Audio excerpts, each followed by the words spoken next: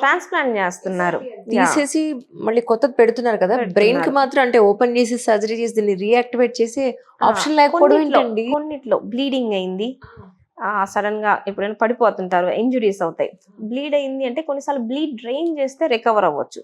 But అది జరిగినప్పుడు GCS అంటాం, జనరలైజ్ కాన్షియస్నెస్ ఎంత ఉంది అనేది గ్లాస్గో కోమా స్కేల్ అని చెక్ చేస్తాం అనమాట, ఎంత రెస్పాన్స్ ఉంది అని. దాంతో మాకు అర్థమైంది సర్జరీ చేసినా ఈయన బయటపడరా అనేది. సో సర్జరీ చేసిన దేర్ ఇస్ నో యూజ్ అనుకుంటే అట్లా యాక్సిడెంట్ అయ్యి అట్లా తీసుకొస్తారు, ఇంకా బ్రీతింగ్ ఉండిద్ది, అన్నీ ఉంటాయి. బట్ జీసీఎస్ బాగాలేదు అంటే చెప్పేస్తాం, చేసినా కూడా ఉపయోగం ఉండదు అని. సో ద బాడీ అలైవ్, అన్ని ఆర్గన్స్ పనిచేస్తున్నాయి, బట్ బ్రెయిన్ కి జరిగిన డ్యామేజ్ ఒక స్టేజ్ లో మనకు అర్థం అయిపోద్ది ఇట్ ఈస్ ఇర్రివర్సిబుల్ అని. అప్పుడు మాత్రం there is nothing we can do. చాలాసార్లు మామూలు పేషెంట్స్కి అర్థం కాదు, ఇది తగ్గదు అంటే అట్లా ఎట్లా అంటారు తగ్గదు అని. ఈ రోగం పెరుగుతా పోయిద్ది అంటే మీకు కరెక్ట్ గానే తెలుసా ఇట్లా అనుకుంటారు.